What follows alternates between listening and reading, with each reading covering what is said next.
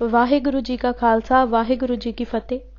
Punjabi audio book YouTube channel सुन रहे सारे ਸਰੋਤਿਆਂ ਨੂੰ ਮੇਰੇ ਸੁਤੰਤਰ ਕੌਰ ਵੱਲੋਂ ਪਿਆਰ ਭਰੀ ਸਤਿ ਸ਼੍ਰੀ ਅਕਾਲ। ਅੱਜ ਅਸੀਂ ਨਵੀਂ ਕਿਤਾਬ ਸ਼ੁਰੂ ਕਰਨ ਜਾ ਰਹੇ ਹਾਂ ਜਿਸ ਦਾ ਨਾਮ ਹੈ ਭੂਰਿਆਂ ਵਾਲੇ ਰਾਜੇ ਕੀਤੇ। ਲੇਖਕ ਸਵਰਨ ਸਿੰਘ। ਸਮਰਪਣ ਦਸ਼ਮੇਸ਼ ਪਿਤਾ ਦੇ ਦੂਲੇ ਸੁਰਬੀਰ ਸਿਦਕੀ ਜੁਝਾਰੂ ਯੋਧੇ ਸਿੰਘਾਂ ਨੂੰ, ਜਿਨ੍ਹਾਂ ਜ਼ੁਲਮ ਜਬਰ ਬੇਅਨਿਆਈ ਅਤੇ ਮੌਤ ਦੇ ਹਨੇਰ ਝੱਖੜਾਂ ਨੂੰ ਛਾਤੀਆਂ ਡਾਹ ਕੇ ਰੋਕਿਆ। ਦੋ ਭੂਰਿਆਂ ਵਿੱਚ ਹੀ ਮੁਸੀਬਤਾਂ ਝੱਲੀਆਂ, ਤੇਗਾਂ ਮੱਥਿਆਂ ਤੇ ਮਾਰੀਆਂ ਅਤੇ ਸੀਨਿਆਂ ਵਿੱਚ ਖਾਧੀਆਂ। ਸਿੱਖੀ ਆਣ ਸ਼ਾਨ ਲਈ ਸੀਸ ਸਦਾ ਤਲੀ ਤੇ ਰੱਖੀ ਛੱਡੇ। ਹੱਸ ਹੱਸ ਕੁਰਬਾਨ ਹੁੰਦੇ ਰਹੇ। ਮੁਗਲ ਰਾਜ ਦੀ ਪੰਜਾਬ ਵਿੱਚੋਂ ਸਫ ਵਲੇਟ ਸੁੱਟੀ ਅਤੇ ਆਪਣਾ ਖਾਲਸਾ ਰਾਜ ਕਾਇਮ ਕੀਤਾ। ਧੰਨਵਾਦ ਇਹਨਾਂ ਗੁਰਸਿੱਖ ਵੀਰਾਂ ਦਾ ਜਿਨ੍ਹਾਂ ਕੀਮਤੀ ਸੁਝਾਅ ਅਤੇ ਸ਼ੁਭ ਇੱਛਾਵਾਂ ਬਖਸ਼ੀਆਂ। ਭਾਈ ਰਤਿੰਦਰ ਸਿੰਘ ਜੀ ਇੰਦੌਰ ਵਾਲੇ, ਸਰਦਾਰ ਇਕਬਾਲ ਸਿੰਘ ਰੀਪਨ ਅਤੇ ਕਰਨ ਦਾ, ਪ੍ਰਿੰਟਵੈਲ ਦੇ ਮਾਹਿਰ ਉਸਤਾਦਾਂ ਅਤੇ ਨਿਪੁੰਨ ਜਿਲਦਸਾਜ਼ ਕਾਰੀਗਰਾਂ ਦਾ, ਅਤੇ ਵਿਸ਼ੇਸ਼ ਕਰਕੇ ਗੁਰਸਾਗਰ ਸਿੰਘ ਜੀ ਸਿੰਘ ਬ੍ਰਦਰਜ਼ ਦਾ, ਜਿਨ੍ਹਾਂ ਦਿਲਚਸਪੀ ਲੈ ਕੇ ਇਸ ਕਿਤਾਬ ਨੂੰ ਛਪਵਾਇਆ ਅਤੇ ਚੰਗੀ ਦਿੱਖ ਦੇ ਕੇ ਸੁਹਿਰਦ ਪਾਠਕਾਂ ਦੇ ਪਸੰਦਯੋਗ ਬਣਾਇਆ। ਜਾਣ ਪਛਾਣ ਵਜੋਂ ਸ਼ਬਦ। ਭੂਰਿਆਂ ਵਾਲੇ ਰਾਜੇ ਕੀਤੇ, ਮੁਗਲਾਂ ਜ਼ਹਿਰ ਪਿਆਲੇ ਪੀਤੇ। ਅਸਲ ਵਿੱਚ ਹੇਠਲੀ ਪੰਕਤੀ ਪਹਿਲਾਂ ਹੈ ਅਤੇ ਉਤਲੀ ਪਿੱਛੋਂ। ਸ਼ਾਹ ਅਨਾਇਤ ਪੂਰਾ ਇਮਾਨਦਾਰ, ਪੂਰਾ ਮੁਸਲਮਾਨ ਦੇ ਚੇਲਿਆਂ ਵਾਰਿਸ ਸ਼ਾਹ, ਸਾਈਂ ਬੁੱਲੇ ਸ਼ਾਹ ਦੋਵੇਂ ਹੀ ਸੱਯਦ ਆਪਣੇ ਵੇਲੇ ਦੇ ਉੱਚ ਕੋਟੀ ਦੇ ਕਵੀ ਅਤੇ ਸੱਚੇ ਮੁਸਲਮਾਨ ਸਨ। ਵਿੱਚੋਂ ਇੱਕ ਦੀਆਂ ਦੱਸੀਆਂ ਜਾਂਦੀਆਂ ਹਨ। ਦੋਹਾਂ ਧਿਰਾਂ ਦੇ ਉਪਾਸਕਾਂ ਦਾ ਆਪਣੇ ਆਪਣੇ ਹੱਕਾਂ ਵਿੱਚ ਰੌਲਾ ਹੈ ਜੋ ਅਜੇ ਤੱਕ ਮੁੱਕਿਆ ਨਹੀਂ, ਨਾ ਹੀ ਸਿਰੇ ਲੱਗਾ ਹੈ। ਇਹ 18ਵੀਂ ਸਦੀ ਵਿੱਚ ਸਿਰਫ ਸਿੱਖਾਂ ਨੂੰ ਹੀ ਜ਼ਫਰ ਜਾਲਣੇ ਪਏ। ਕਿਵੇਂ ਸਾਲਾਂ ਬੱਧੀ ਮੌਤ ਦੀ ਕੁਠਾਲੀ ਵਿੱਚ ਸੜ ਸੜ ਕੇ ਕੁੰਦਨ ਬਣਦੇ ਰਹੇ ਦੇ ਇਤਿਹਾਸ ਦਾ ਨਿਚੋੜ ਹੈ। ਉਹ ਕਿਹੜਾ ਜ਼ਹਿਰ ਸੀ ਜਿਸ ਦੇ ਪਿਆਲੇ ਮੁਗਲਾਂ ਪੀਤੇ, ਅਤੇ ਉਹ ਕਿਹੜੇ ਭੂਰੇ ਸਿੱਖਾਂ ਪਾਸ ਸਨ, ਅਤੇ ਇਹ ਕਿੱਥੋਂ ਆਏ ਜੋ ਉਹਨਾਂ ਉੱਪਰ ਲਏ ਅਤੇ ਆਪਣਾ ਰਾਜ ਕਾਇਮ ਕੀਤਾ। ਜ਼ਹਿਰ। ਸੰਨ 1526 ਈਸਵੀ ਵਿੱਚ ਪਾਣੀਪਤ ਦੇ ਮੈਦਾਨ ਵਿੱਚ ਬਾਦਸ਼ਾਹ ਇਬਰਾਹਿਮ ਲੋਧੀ ਮਾਰਿਆ ਗਿਆ ਅਤੇ ਜੇਤੂ ਬਾਬਰ ਮਹਿਮੂਦ ਗਜਨਵੀ ਵਾਂਗਰ ਲੁੱਟਮਾਰ ਕਰਕੇ ਪਿਛਾਂਹ ਨਹੀਂ ਮੁੜਿਆ। ਬਾਬਰ ਦੇ ਪਹਿਲੇ 5 ਹਮਲੇ ਨਾਕਾਮ ਰਹੇ, 6ਵਾਂ ਸਫਲ ਹੋਇਆ। ਸਿੱਟੇ ਵਜੋਂ ਮੁਗਲ ਰਾਜ ਪੱਕੇ ਪੈਰੀਂ ਕਾਇਮ ਹੋ ਗਿਆ। ਰਾਣਾ ਸਾਂਗਾ, ਰਾਣਾ ਸੰਗਰਾਮ ਸਿੰਘ, ਰਾਣਾ ਪ੍ਰਤਾਪ ਸਿੰਘ ਦਾ ਦਾਦਾ ਨਾਲ ਕਨਵਾਹ ਦੇ ਭੇੜ ਵਿੱਚੋਂ ਬਾਬਰ ਮਸਾਂ ਹੀ ਜਿੱਤਿਆ। ਫੌਜ ਨੂੰ ਹੌਸਲਾ ਦਿੱਤਾ ਕਿ ਮੈਂ ਅੱਜ ਤੋਂ ਸ਼ਰਾਬ ਛੱਡੀ, ਜਿੱਤਿਆ ਅਤੇ ਰਾਜ ਕਾਇਮ ਰਿਹਾ। ਬਾਬਰ ਨੂੰ 5 ਕੁ ਸਾਲਾਂ ਲਈ ਹਮਾਯੂ ਨੂੰ 18 ਸਾਲਾਂ ਤੋਂ ਵੱਧ ਦਿੱਲੀ ਦੀ ਰਾਜ ਗੱਦੀ ਮਾਨਣੀ ਨਸੀਬ ਹੋਈ। ਭਾਵੇਂ ਸ਼ੇਰ ਸ਼ਾਹ ਸੂਰੀ ਨੇ ਅਤੇ ਪਿੱਛੋਂ ਉਸਦੇ ਵੰਸ਼ਜਾਂ ਨੇ ਉਸ ਨੂੰ ਮੁਲਕੋਂ ਬਾਹਰ ਧਕੇਲੀ ਰੱਖਿਆ।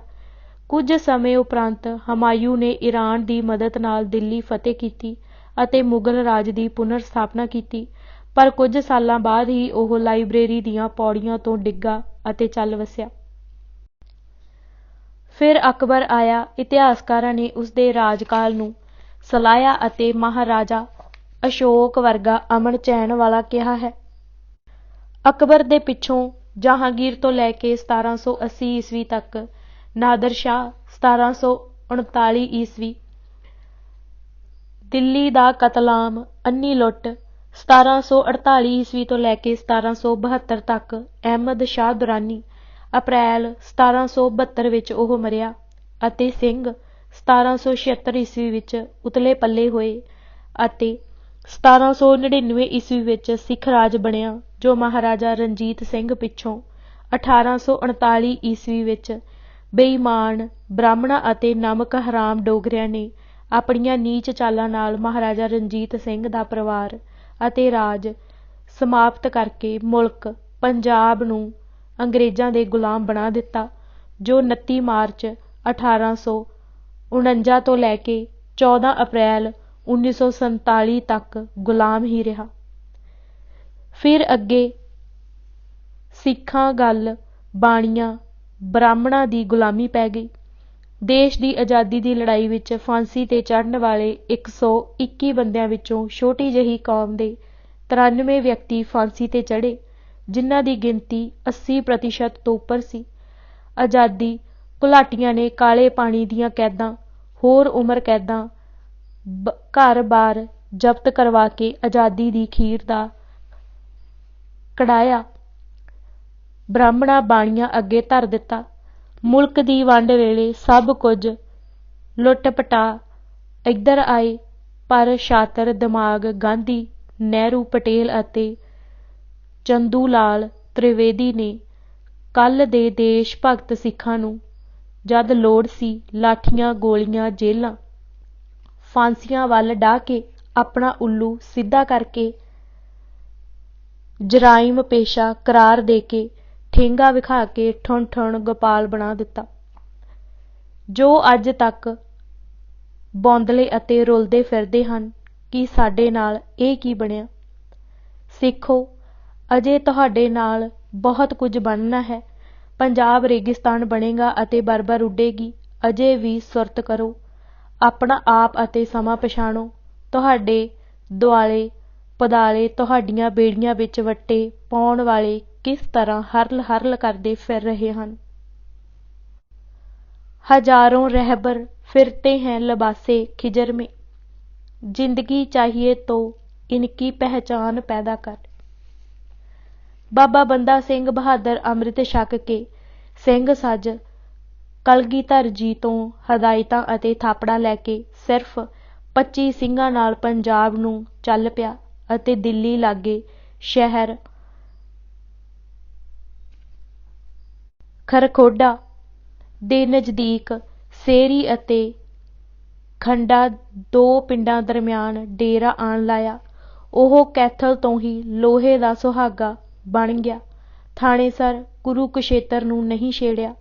ਜਲਾਲ ਉਦੀਨ, ਜਿਸ ਨੇ 34 ਸਾਲ ਪਹਿਲਾਂ ਸ਼੍ਰੀ ਗੁਰੂ ਤੇਗ ਬਹਾਦਰ ਜੀ ਨੂੰ ਚਾਂਦਨੀ ਚੌਕ ਵਿੱਚ ਸ਼ਹੀਦ ਕੀਤਾ ਸੀ ਅਤੇ ਛੋਟੇ ਸਾਹਿਬਜ਼ਾਦਿਆਂ ਦੇ ਕਾਤਲਾਂ ਸ਼ਾਸਲ ਬੇਗ ਅਤੇ ਬਾਸ਼ਲ ਬੇਗ ਆਦਿ ਨੂੰ ਮੌਤ ਦੇ ਘਾਟ ਉਤਾਰਿਆ। ਸਮਾਣਾ ਸ਼ਹਿਰ ਤਹਿਸ-ਨਹਿਸ ਕਰ ਦਿੱਤਾ। ਸਦਾ ਬਹਾਰੀ ਹੱਸਦਾ ਵਸਦਾ ਸ਼ਹਿਰ ਸੜੀਆਂ ਇਮਾਰਤਾਂ ਦਾ ਮਲਬਾ ਅਤੇ ਵਿੱਚੋਂ ਉੱਠਦੇ ਧੂੰਏਂ ਅਤੇ ਗਲੀ ਬਾਜ਼ਾਰ ਲਾਸ਼ਾਂ ਨਾਲ ਅੱਟੇ ਪਏ ਨਜ਼ਰ ਆਉਂਦੇ ਸਨ। ਜਿਸ ਸ਼ਹਿਰ ਵਿੱਚੋਂ 22 ਪਾਲਕੀਆਂ ਨਿਕਲਦੀਆਂ ਸਨ, ਸ਼ਾਮ ਤੱਕ ਖੰਡਰ ਹੀ ਖੰਡਰ ਕਰ ਦਿੱਤਾ ਗਿਆ। ਜਿੱਥੇ ਬੜੇ-ਬੜੇ ਅਮੀਰ ਸੱਯਦਾਂ, ਸ਼ੇਖਾਂ, ਮੁਗਲਾਂ, ਪਠਾਣਾਂ ਅਤੇ ਰੰਗੜਾਂ ਦਾ ਵਾਸਾ ਸੀ ਅਤੇ ਜੋ ਮਜ਼ਲੂਮਾਂ ਦਾ ਲਹੂ ਨਿਚੋੜ ਕੇ ਧਨੀ ਕੁਬੇਰ ਬਣੇ ਬੈਠੇ ਸਨ, ਸਭ ਨੂੰ ਮਾਂਜ ਸੂਤ ਕੇ ਅਗਲੇ ਜਹਾਨ ਨੂੰ ਰਵਾਨਾ ਕਰ ਦਿੱਤਾ। ਚੁਫੇਰੇ ਦੇ ਪਿੰਡਾਂ ਦੇ ਲੋਕ ਜੋ ਇਹਨਾਂ ਦੇ ਸਤਾਏ ਹੋਏ ਸਨ, ਸੱਦ ਕੇ ਮਾਲ ਡੰਗਰ ਅਤੇ ਉਹਨਾਂ ਦੀਆਂ ਬਹੂ ਬੇਟੀਆਂ ਵਾਪਸ ਉਹਨਾਂ ਦੇ ਹਵਾਲੇ ਕਰਵਾਈਆਂ ਅਤੇ ਧੰਨ-ਧੰਨ ਕਰਵਾਈ।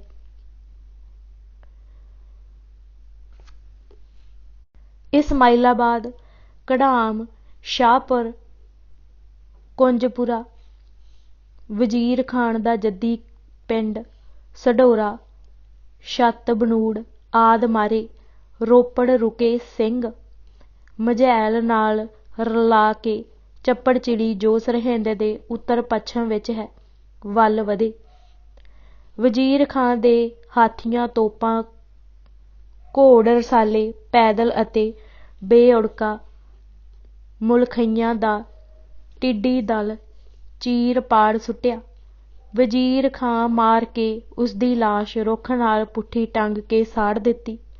ਅਗਲੇ ਦਿਨ ਸਰਹੰਦ ਅੱਪੜ ਕੇ ਕਿਲ੍ਹੇ ਵਿੱਚ ਬੈਠੇ ਮੁਗਲਾਂ ਨੂੰ, ਜਿਨ੍ਹਾਂ ਮਾਮੂਲੀ ਟਾਕਰਾ ਕੀਤਾ, ਨੂੰ ਮਾਰ ਮੁਕਾਇਆ ਅਤੇ ਸਰਹੰਦ ਦੀ ਇੱਟ ਨਾਲ ਇੱਟ ਵਜਾਈ।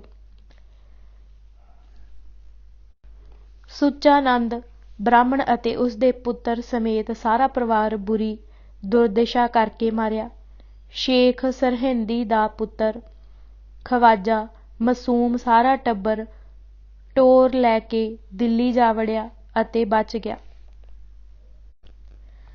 ਬਾਬਾ ਬੰਦਾ ਸਿੰਘ ਜੀ ਨੇ ਪਾਣੀਪਤ ਕਰਨਾਲ ਤੋਂ ਲੈ ਕੇ ਸਤਲੁਜ ਦੇ ਖੱਬੇ ਕੰਢੇ ਤੱਕ ਮਾਰ ਕੇ ਕਪਾਲ ਮੋਚਨ ਤੋਂ 28 ਮੀਲ ਉੱਤਰ ਵਿੱਚ ਸੋਨ ਨਦੀ ਤੋਂ ਪਾਰ ਮੋਹਨਪੁਰ ਪਿੰਡੋਂ 1.5 ਮੀਲ ਉਤਾਂਹ ਬਾਦਸ਼ਾਹ ਸ਼ਾਹਜਹਾਨ ਦੇ ਬਣਾਏ ਮੁਖਲਿਸਗੜ੍ਹ ਨੂੰ ਅਕਾਲਗੜ੍ਹ ਨਾਮ ਦੇ ਕੇ ਆਪਣੀ ਰਾਜਧਾਨੀ ਬਣਾ ਲਈ।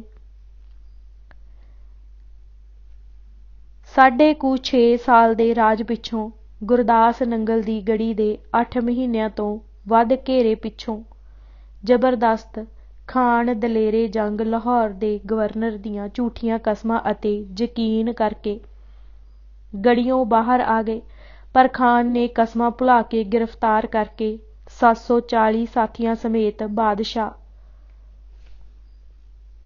ਫਰੂਖਸੀਅਰ ਦੇ ਜਾ ਪੇਸ਼ ਕੀਤੇ। ਇਸ ਨੇ ਇਸਲਾਮ ਜਾਂ ਕਤਲ ਭਾਵ ਜਾਨ ਜਾਂ ਮੌਤ ਲਾਲਚ ਅਤੇ ਡਰ ਦਿੰਦਿਆਂ ਅਤੀ ਕਮੀਨੇ ਰਾਜਸੀ ਢੁੱਚਰ ਵਾਅਦੇ ਕੀਤੇ ਗਏ, ਪਰ ਸਿੰਘ ਆਪਣੇ ਧਰਮ 'ਤੇ ਕਾਇਮ ਰਹੇ।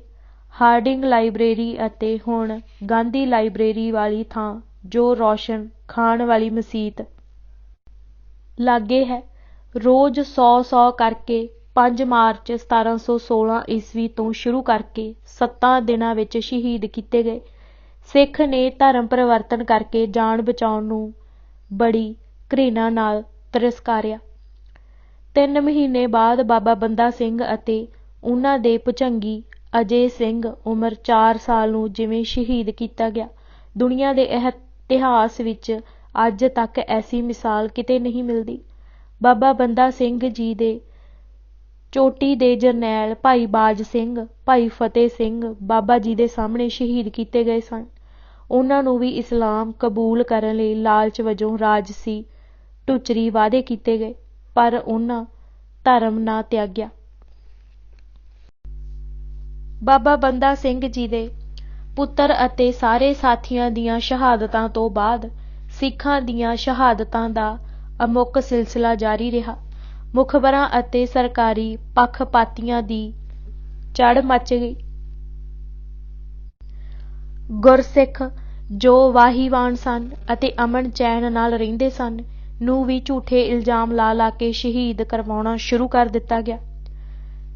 ਨਖਾਸ ਚੌਂਕ ਵਾਲੀ ਥਾਂ ਲਾਹੌਰ ਦੇ ਵੱਡੇ ਰੇਲਵੇ ਸਟੇਸ਼ਨ ਦੇ ਐਨ ਲਾਗੇ ਦੂਰੋਂ ਨੇੜਿਓਂ ਫੜੇ ਸਿੱਖ ਰੋਜ਼ ਕਤਲ ਹੁੰਦੇ ਅਤੇ ਕਦੇ ਖੂਨ ਸੁੱਕਦਾ ਨਾ। ਪਹਿਲਾਂ ਜ਼ਬਰਦਸਤ ਖਾਨ ਦਲੇਰੇ ਜੰਗ, ਫਿਰ ਜ਼ਕਰੀਆ ਖਾਨ, ਖਿਤਾਬ ਖਾਨ ਬਹਾਦਰ ਅਤੇ ਉਸ ਦੇ ਮਰਨ ਪਿੱਛੋਂ ਉਸ ਦੇ ਪੁੱਤਰਾਂ ਅਤੇ ਇਹਨਾਂ ਪਿੱਛੋਂ ਮੀਰ ਮੰਨੂ ਨੇ ਪੂਰਾ ਟਿੱਲ ਲਾ ਕੇ ਸਿੱਖਾਂ ਨੂੰ ਮੁਕਾ ਦੇਣ ਦੇ ਯਤਨ ਕੀਤੇ। ਨਾਲ ਦੇ ਅਰੋੜੇ ਖੱਤਰੀ ਭਰਾਵਾਂ ਲਖਪਤ ਅਤੇ ਜਸਪਤ ਨੇ ਵੀ ਪੱਬਾਂ ਭਾਰ ਹੋ ਕੇ ਮੁਗਲ ਸਰਕਾਰ ਦੇ ਇਸ ਨੇਕ ਕੰਮ ਵਿੱਚ ਯੋਗਦਾਨ ਪਾਇਆ। ਲਖਪਤ ਨੇ ਤਾਂ ਬਹੁਤੀ ਅੱਤ ਚੁੱਕ ਲਈ। ਉਸ ਨੇ ਹਰਿਮੰਦਰ ਸਾਹਿਬ ਸਮੇਤ ਬਹੁਤ ਸਾਰੇ ਗੁਰੂ ਅਸਥਾਨਾਂ ਦੀ ਬੇਹੁਰਮਤੀ ਕੀਤੀ।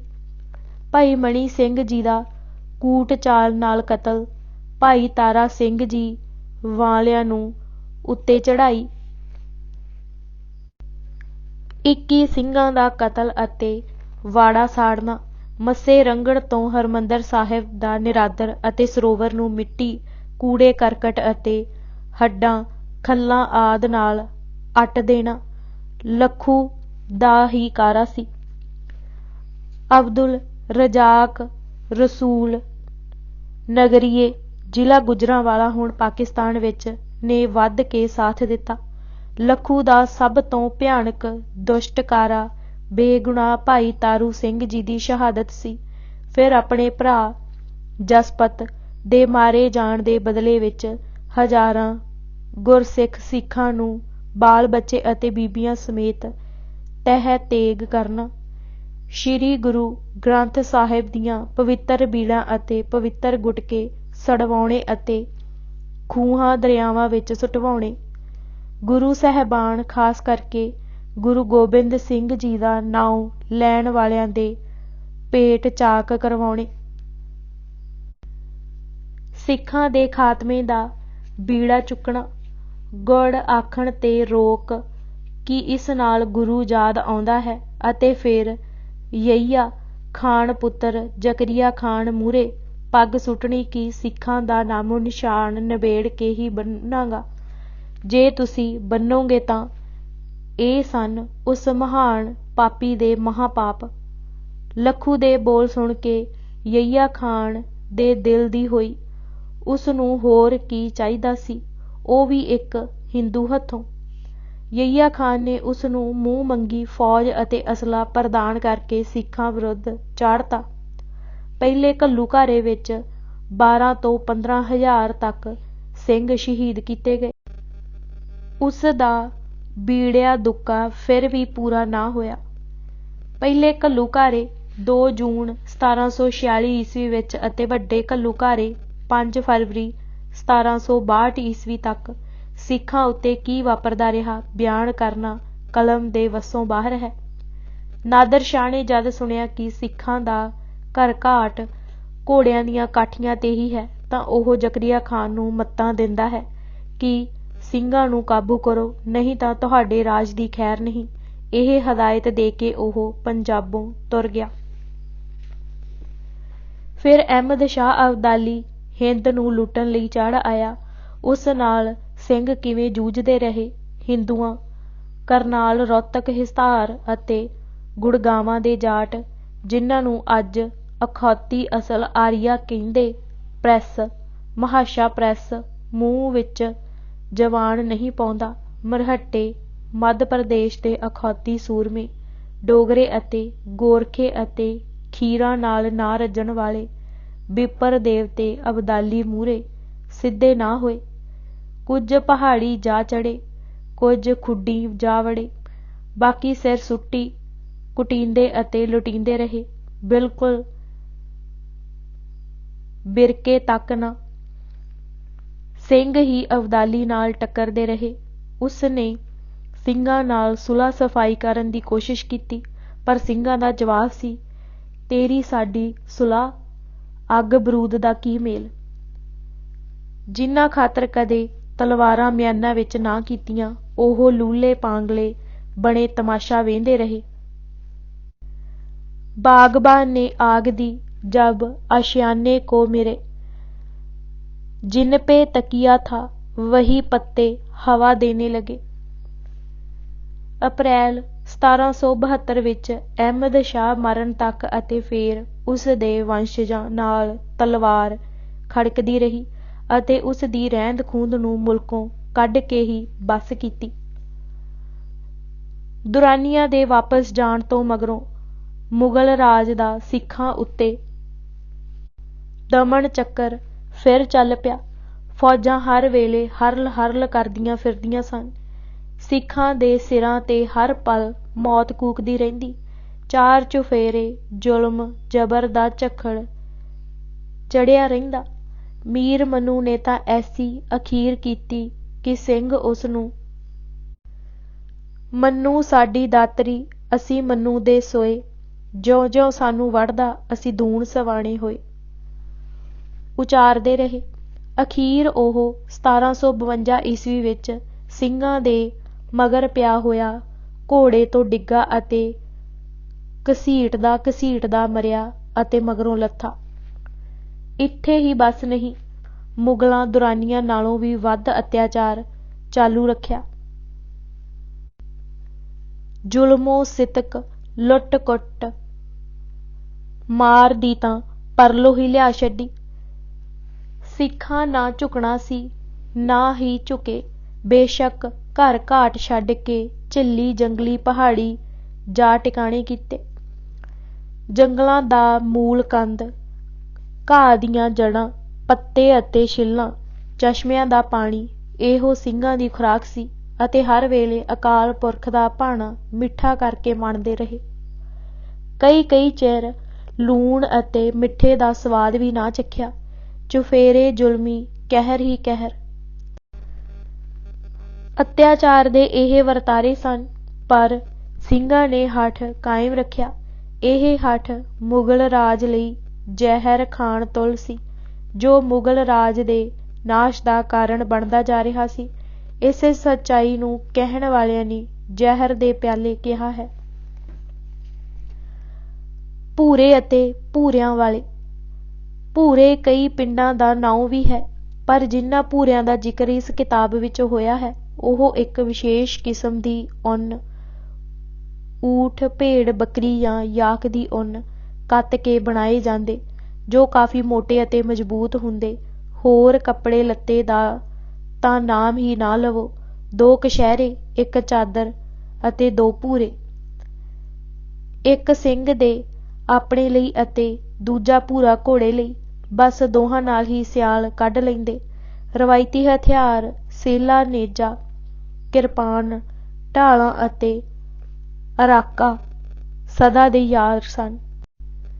ਔਰੰਗਜ਼ੇਬ ਦੇ ਮਗਰੋਂ ਮੁਗਲ ਰਾਜ ਵਿੱਚ ਸਿੱਖ ਬਾਗੀ ਗਰਦਾਨੇ ਗਏ। ਸੱਜੇ ਖੱਬੇ, ਅੱਗੇ ਪਿੱਛੇ ਮੌਤ ਹੀ ਮੌਤ। ਸਿਰ ਤੋੜ ਵਾਲੀ ਗੁਲਾਮੀ। ਸਰਕਾਰ ਪਾਸੋਂ ਨਿਆਂ ਕਿੱਥੋਂ, ਜੋ ਤੁਲੀ ਹੀ ਸਿੱਖਾਂ ਨੂੰ ਮਾਰ ਮੁਕਾਉਣ ਉੱਤੇ ਸੀ। ਉਸ ਸਮੇਂ ਨਿੱਤ ਧਾੜੇ, ਲੁੱਟਾਂ ਖੋਹਾਂ, ਮਾਰ ਕੁਟਾਈ ਅਤੇ ਕਤਲੋ ਗਾਰਤ ਕੀਤੇ ਜਾਂਦੇ। ਸਿੱਖਾਂ ਦੀਆਂ ਖਬਰ ਮਿਲਦਿਆਂ ਹੀ ਗਸ਼ਤੀ ਫੌਜਾਂ ਦੇ ਕਟਕ ਚੜ੍ਹ ਪੈਂਦੇ। ਕਾਬੂ ਆਏ ਸਿੱਖ ਥਾਂ ਤੇ ਹੀ ਕਤਲ ਅਤੇ ਘਰ-ਬਾਰ ਸਾੜਿਆ ਫੂਕਿਆ ਜਾਂਦਾ। ਇਹ ਸੀ ਉਸ ਵੇਲੇ ਦਾ ਸਰਕਾਰੀ ਚਾਲ ਚਲਣ। ਜ਼ਿੰਦਗੀ ਦਾ ਕਾਫੀਆ ਅਸਲੋਂ ਤੰਗ ਕਰਨ ਲਈ ਸਖਤ ਡੌਂਡੀ ਪਿਟਵਾਈ ਹੋਈ ਸੀ। ਕੋਈ ਇਹਨਾਂ ਨਾਲ ਵਰਤੋਂ ਵਿਹਾਰ ਨਾ ਰੱਖੇ, ਕੋਈ ਹਟਵਾਣੀਆਂ ਕਿਸੇ ਵੀ ਕਿਸਮ ਦਾ ਸੌਦਾ ਇਹਨਾਂ ਨੂੰ ਨਾ ਦੇਵੇ। ਉਲੰਘਣਾ ਕਰਨ ਵਾਲੇ ਨੂੰ ਮੌਤ ਦੀ ਸਜ਼ਾ ਮਿਲੇਗੀ। ਫਿਰ ਕਿਹੜਾ ਮਾਈ ਦਾ ਲਾਲ ਮੌਤ ਵਿਹਾਂਜਦਾ। ਜ਼ੁਲਮੋ ਸਿਤਮ, ਬੇਅਣਿਆਈ ਅਤੇ ਮੌਤ ਦੀ ਚੱਕੀ ਦਾ ਜਦ ਅੰਤ ਹੋ ਜਾਏ ਤਾਂ ਇਹ ਇਨਕਲਾਬ ਨੂੰ ਜਨਮ ਦਿੰਦੇ ਹਨ। ਜਿੱਥੇ ਇਹ ਵਰਤਾਰਾ ਹੋਇਆ, ਜ਼ੁਲਮੋ ਆਤਰ ਦੱਬੇ ਕੁਚਲੇ ਉੱਠੇ ਅਤੇ ਧਾਰ ਲਈ ਇੰਜ ਮਰਨ ਨਾਲੋਂ ਜ਼ਾਲਮਾਂ ਜਾਬਰਾਂ ਦੇ ਗਲ ਪੈ ਕੇ ਮਰੀਏ। ਬਸ ਫਿਰ ਮੱਚ ਪਏ ਭਾਂਬੜ। ਤਖ਼ਤ ਉਲਟਾ ਅਤੇ ਮਨਮਾਨੀਆਂ ਕਰਨ ਵਾਲੇ ਭੋਰਾ ਭੋਰਾ ਅਤੇ ਰੱਤੀ ਰੱਤੀ ਕੀਤੇ। ਅਤਿਆਚਾਰੀ ਭਾਵੇਂ ਕਿੰਨਾ ਵੀ ਤਕੜਾ ਕਿਉਂ ਨਾ ਹੋਵੇ, ਅੰਤ ਹਮੇਸ਼ਾ ਇਹੋ ਹੁੰਦਾ ਆਇਆ ਹੈ। ਸਪੇਨ, ਫਰਾਂਸ, ਅਮਰੀਕਾ, ਰੂਸ, ਹਿੰਦੁਸਤਾਨ, ਈਰਾਨ, ਚੀਨ ਅਤੇ ਕਿਊਬਾ ਦੀਆਂ ਮਿਸਾਲਾਂ ਸਾਹਮਣੇ ਹਨ। ਸਿੱਖਾਂ ਦਾ ਮੁਗਲ ਕੀ ਹਸ਼ਰ ਕਰ ਰਹੇ ਸਨ।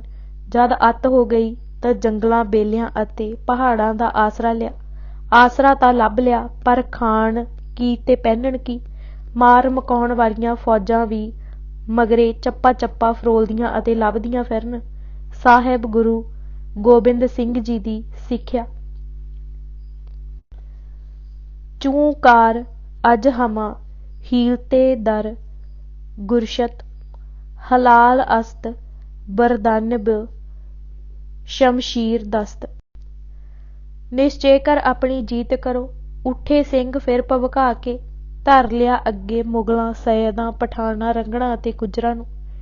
ਖੱਬੀ ਖਾਨ ਹੰਕਾਰੇ ਹਾਕਮਾਂ ਦੇ ਨਾਸੀ ਧੂੰਆਂ ਚੜ੍ਹਾਉਣ ਲੱਗੇ। ਧਿਆਨ ਦੇਣ ਵਾਲੀ ਗੱਲ ਹੈ ਕਿ ਖਾਨ ਨੂੰ ਰੋਟੀ ਨਹੀਂ, ਕੰਦ ਮੂਲ, ਰੁੱਖ ਦੇ ਪੱਤੇ, ਕਦੇ ਕੋਈ ਸ਼ਿਕਾਰ ਵੀ। ਮੈਦਾਨ ਵਿੱਚ ਆ ਕੇ ਲੱਗੇ ਪੱਕੇ ਪਹਿਰਿਆਂ ਵਿੱਚੋਂ ਮਾਰ ਧਾੜ, ਖੋਹਾ ਖੁਹਾਈ, ਜੋ ਖਾਣ ਪੀਣ ਅਤੇ ਲੀੜਾ ਕੱਪੜਾ ਅਤੇ ਹਥਿਆਰ ਘੋੜੇ ਹੱਥ ਆਉਂਦੇ, ਲੈ ਕੇ ਜਿੱਧਰੋਂ ਆਉਂਦੇ ਉਧਰੇ ਲੋਪ ਹੋ ਜਾਂਦੇ।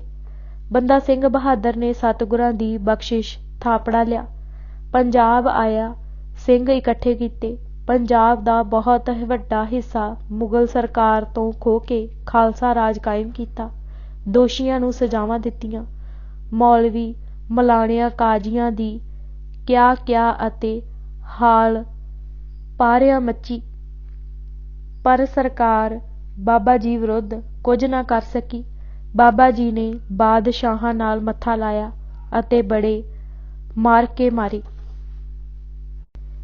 ਬਾਬਾ ਬੰਦਾ ਸਿੰਘ ਦੀ ਸ਼ਹਾਦਤ ਤੋਂ ਪਿੱਛੋਂ ਜ਼ਬਰਦਸਤ ਖਾਨ ਦਲੇਰੇ ਜੰਗ ਸੂਬਾ ਪੰਜਾਬ, ਜ਼ਕਰੀਆ ਖਾਨ ਬਹਾਦਰ ਉਸਦਾ ਪੁੱਤਰ ਯਹੀਆ ਖਾਨ, ਸ਼ਾਹ ਨਵਾਜ਼ ਅਤੇ ਦਿੱਲੀ ਦੇ ਵੱਡੇ ਵਜ਼ੀਰ ਦਾ ਪੁੱਤਰ ਮੀਰ ਮੰਨੂ, ਲੱਖੂ ਜੱਸੂ, ਨਾਦਰ ਸ਼ਾਹ, ਅਹਿਮਦ ਸ਼ਾਹ ਵੀ ਜ਼ੋਰ ਲਾ ਥੱਕੇ।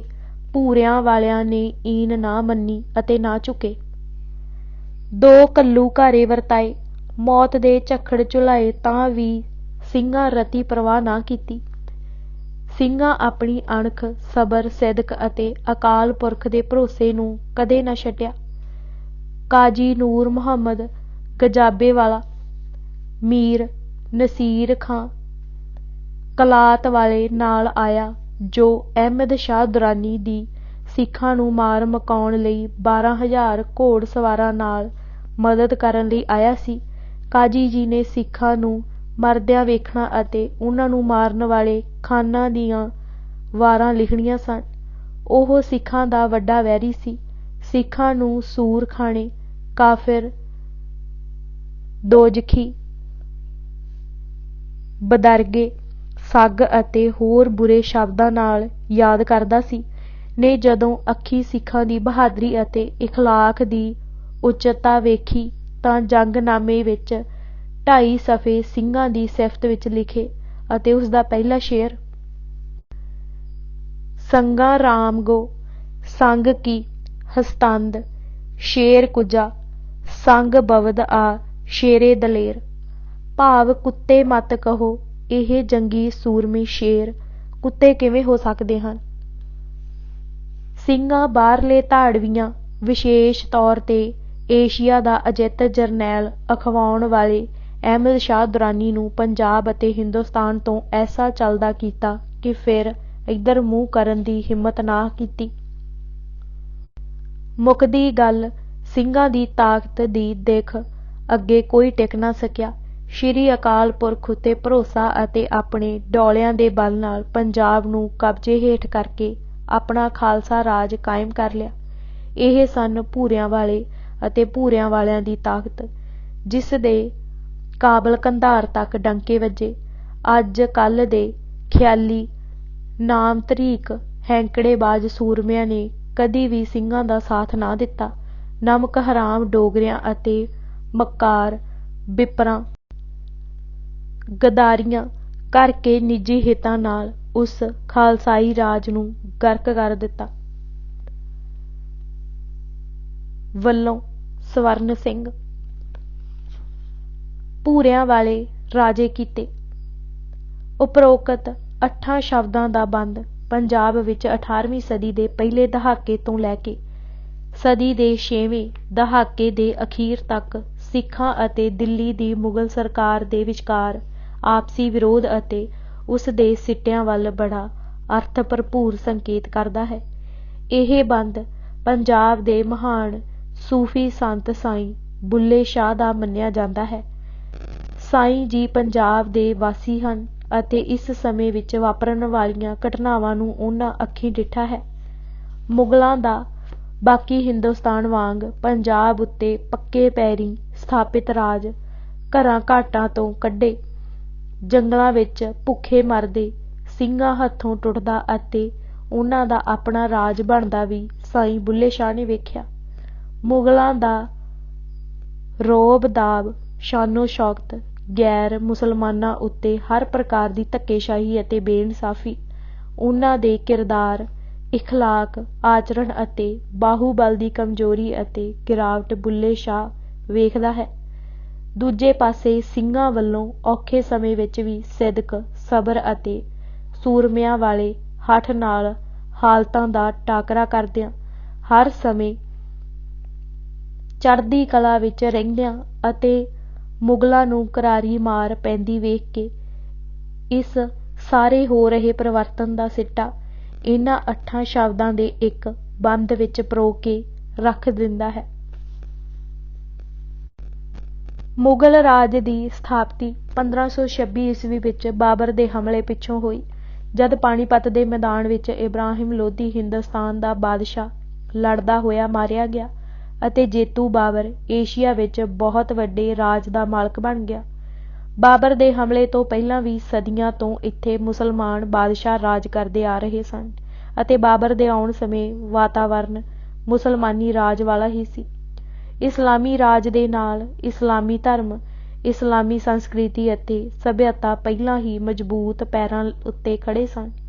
ਹਿੰਦੂ ਜੋ ਆਪਸੀ ਫੁੱਟ ਕਾਰਨ ਆਪਣੇ ਰਾਜ ਤੋਂ ਸਦੀਆਂ ਪਹਿਲਾਂ ਹੱਥ ਧੋ ਬੈਠੇ ਸਨ, ਮੁਸਲਮਾਨਾਂ ਨਾਲੋਂ ਵੱਡੀ ਗਿਣਤੀ ਵਿੱਚ ਕਈ ਗੁਣਾ ਜ਼ਿਆਦਾ ਹੁੰਦੇ ਹੋਏ ਬਲਹੀਨ, ਸਾਹਸਹੀਣ ਹੋਏ ਕਾਇਰਾਂ ਵਾਂਗ ਹਰ ਕਿਸਮ ਦੀਆਂ ਬੇਇੱਜ਼ਤੀਆਂ ਮੱਥੇ ਦੇ ਲੇਖ ਸਮਝ ਕੇ ਝੱਲੀ ਜਾ ਰਹੇ ਸਨ। ਕੋਈ ਹਿੰਦੂ ਦਮ ਨਹੀਂ ਸੀ ਮਾਰ ਰਿਹਾ। ਇਹਨਾਂ ਹਾਲਤਾਂ ਵਿੱਚ ਮੁਗਲ ਰਾਜ ਸਥਾਪਿਤ ਹੋ ਜਾਣਾ ਇੱਕ ਰਾਜ ਪਲਟਾ ਹੀ ਸੀ।